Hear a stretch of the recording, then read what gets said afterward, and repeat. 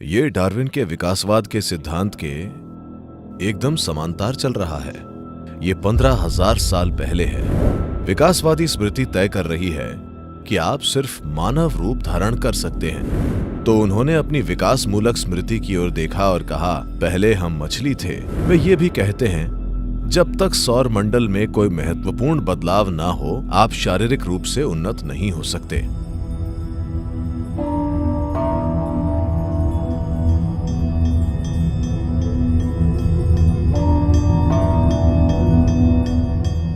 Charles Darwin 152 साल पहले, वे 200 साल पहले जन्मे थे, पर जब वे 52 के थे, उन्होंने अपना विकासवादी सिद्धांत दिया। 15,000 साल पहले आदियोगी ने यह कहा था। मैं चाहता हूं कि आप इसकी ओर ध्यान से देखें। क्या आप डार्विन के विकासवादी सिद्धांत के बारे में कुछ जानते हैं?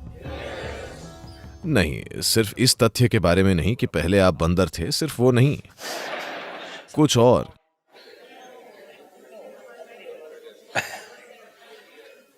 वो ज्ञान अच्छा है, लेकिन आदियोगी ने कहा, इस ग्रह पर जीवन का पहला रूप पानी में था। खैर, आपने इस बारे में कई अलग अलग तरीकों से सुना होगा। लोगों ने आपको बताया होगा 9 अवतार हैं। हाँ? क्या आप मुझे बता सकते हैं ये 9 अवतार कौन से हैं? मत्स्य अवतार? नहीं, कूदिए मत। कूर्म अवतार? वराह? नहीं। नरसिम्हा? वामन? परशुराम? रामा? कृष्ण? बुद्ध? 9। अब आपको यह समझना चाहिए, इस समय लोग इन नामों को व्यक्तियों के रूप में देखने लगे हैं। इनकी ओर गुणों के रूप में देखिए। जीवन का पहला रूप मछली थी। डार्विन भी सहमत हैं, यह पानी में था। ग्रह पर दूसरा विकास जल थल दोनों पर रहने वाला जीवन था, कूर्म अवतार। आधा पानी में, जो जमीन पर विहार करने लगा। उसके बाद बीच में कई दूसरे प्राणी हैं, लेकिन दूसरा महत्वपूर्ण जीवन स्तनधारी जीवन है। स्तनधारियों में सबसे पहला सूअर है। आज भी आप देखेंगे, आपके पास राजस्थान में जंगली सूअर हैं।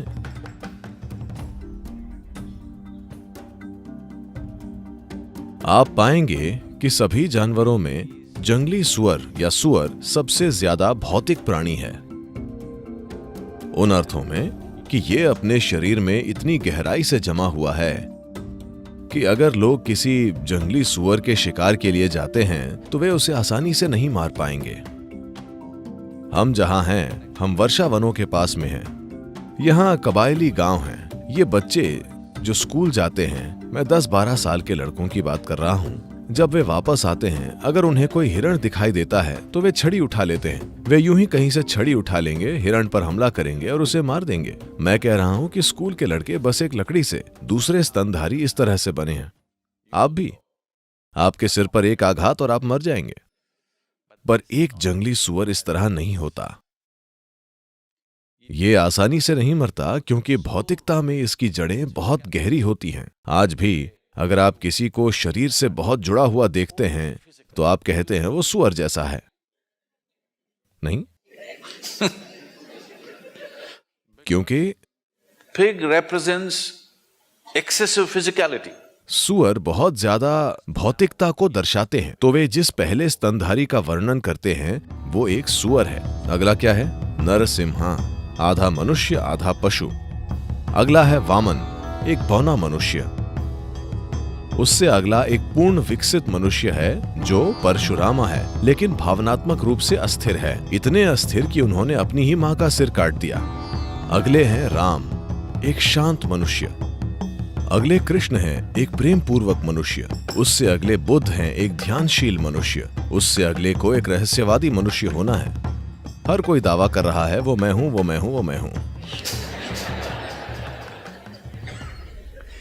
आपको समझना चाहिए, ये कोई व्यक्ति नहीं है, ये लोग सिर्फ उन गुणों के प्रतिनिधि हैं जिनकी हम बात कर रहे हैं। तो जीवन इस तरह विकसित हुआ। मेरा विश्वास कीजिए, ये डार्विन के विकासवाद के सिद्धांत के एकदम समांतर चल रहा है। ये 15,000 साल पहले है। उन्होंने गलापागोस द्वीप पर जाकर चीजों को माइक्रोस्कोप में नहीं देखा। वे अपनी आंखें बंद करके बैठे और देखा कि अगर आप इसमें पर्याप्त गहराई तक जाते हैं तो इसमें एक विकास मूलक स्मृति है। अगर कोई विकास मूलक स्मृति नहीं होती, मान लीजिए आप एक पुरुष हैं और आप एक तरबूज खाते हैं, कुछ समय बाद ये एक मनुष्य बन जाता है। हाँ, अब आप एक स्त्री हैं, अगर आप तरबूज खाती हैं तो ये स्त्री बन जाएगा। अगर एक गाय तरबूज खाती है तो ये गाय बन जाता है। ऐसा इसलिए हो रहा है There is something called as evolutionary memory.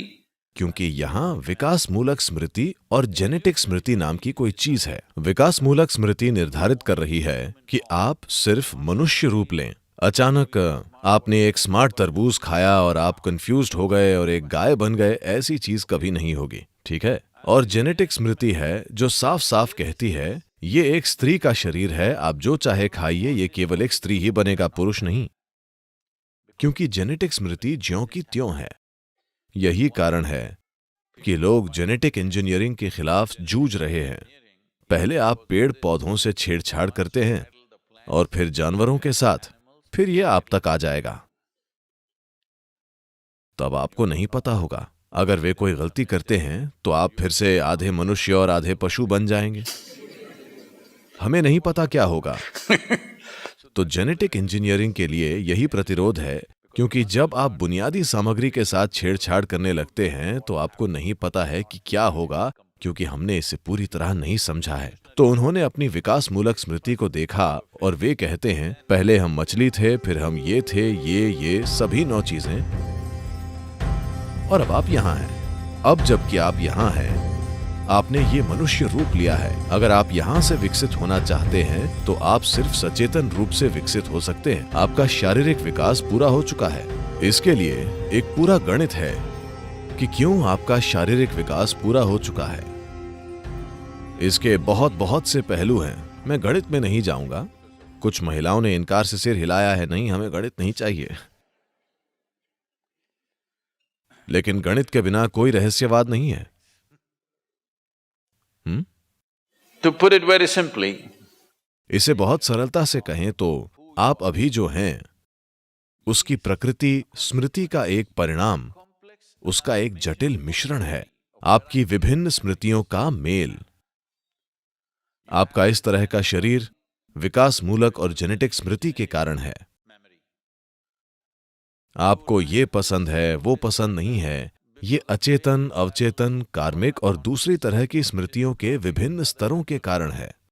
आपकी पसंद नापसंद पर ज्यादातर आपका कोई कंट्रोल नहीं है। उससे ऊपर उठने के लिए आपको कठिन प्रयास करना होगा, क्योंकि स्मृति आपके बारे में सब कुछ तय कर रही है। इसलिए जब हम विकास कहते हैं, एक तरह से हम स्मृति के खेल और अनुभव के निर्माण और विभिन्न स्तरों पर इसके विकसित होने के बारे में बात कर रहे हैं। तो वे कह रहे हैं अगर आप प्रयास करने के इच्छुक हैं तो आप हर उस चीज के पार जा सकते हैं जो आपको सीमित करती है। सिर्फ यही चीज, आपका भौतिक शरीर ऐसे बना है कि ये अब और नहीं बदल सकता, क्योंकि इस सौर मंडल के साथ वे ये भी कहते हैं जब तक इस सौर प्रणाली में कोई महत्वपूर्ण बदलाव नहीं होता, आप शारीरिक रूप से विकसित नहीं हो सकते। उन्होंने स्वाभाविक रूप से पूछा, आपने इतना ज्यादा समझ लिया है पर हमारी बुद्धि संघर्ष कर रही है, क्या हम इसे थोड़ा और विकसित कर सकते हैं? उन्होंने कहा नहीं, एक अलग तरीके से। पर आज आधुनिक न्यूरोसाइंटिस्ट कह रहे हैं कि आपका दिमाग इस शरीर में पैदा होने वाली ऊर्जा का 20% इस्तेमाल करता है। हालांकि ये बस इतना सा है। माफ कीजिए, क्या मैं बहुत छोटा दिखा रहा हूं? ठीक है, हालांकि ये बस इतना सा है और ये वजन में हल्का है क्योंकि इसमें ज्यादातर हवा है। उसके बावजूद ये हमारे शरीर की 20% ऊर्जा खा जाता है। बाकी का शरीर इतना बड़ा बची हुई 80% का इस्तेमाल करता है। तो अगर आप अपनी बुद्धि को बढ़ाना चाहते हैं, अगर आप दिमाग का आकार बढ़ा देते हैं, तो उसके लिए जिस मात्रा में ऊर्जा की जरूरत होगी वो शरीर उपलब्ध नहीं करा सकता। इसलिए आप अपने दिमाग का आकार नहीं बढ़ा सकते। ऐसा करने का एक दूसरा तरीका है कि आप उसी आकार में ज्यादा न्यूरॉन या स्नायु भर दें। तब आपकी बुद्धि प्रकाशमान हो सकती है, लेकिन हर समय भारी मात्रा में क्रॉस कनेक्शन और भ्रम बने रहेंगे और आप बहुत ज्यादा बेचैन हो जाएंगे। हो सकता है आप में से कुछ के घरों में ऐसे बच्चे हों। वे बहुत बेचैन रहते हैं, वे बुद्धिमान हैं, पर वे हर जगह उधम मचाते हैं क्योंकि उनके दिमाग में बहुत ज्यादा न्यूरॉन्स भरे हुए हैं।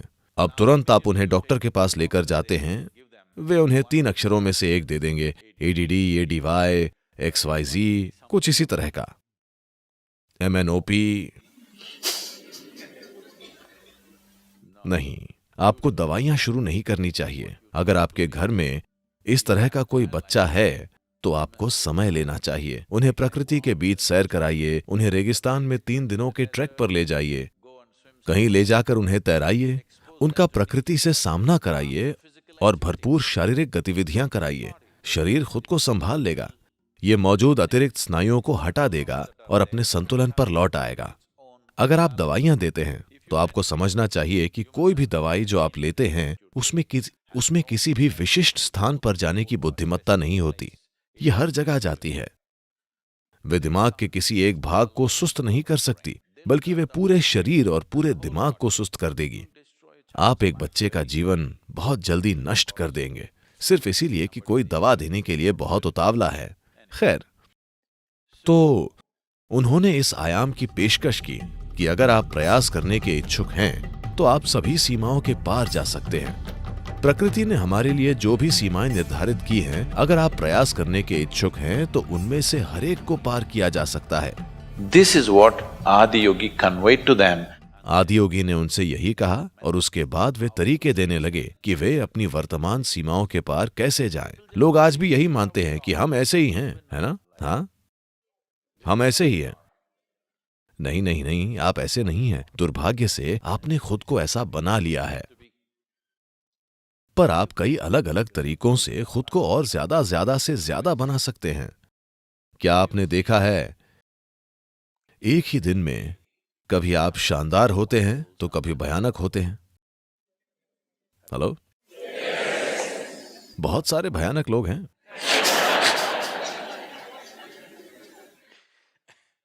तो मैं कह रहा हूं, आपको हमेशा लगता है कि आपके साथ ऐसा हुआ। नहीं नहीं, आप खुद को अद्भुत बना सकते हैं, आप खुद को भयानक बना सकते हैं, है ना? तो आप सीमाओं में हो सकते हैं, आप सीमाओं से परे हो सकते हैं। तो पहली बार वे इसे मानवता तक लेकर आए और उसके बाद उन्होंने बताया कि कैसे समय के साथ प्रयास से इस ग्रह पर हर प्राणी अपनी सीमाओं के पार विकसित हुआ है। या दूसरे शब्दों में, उन्होंने 15,000 साल पहले विकासवाद का सिद्धांत दिया। उस आकाश की गहराइयों में एक नदी से बह रहे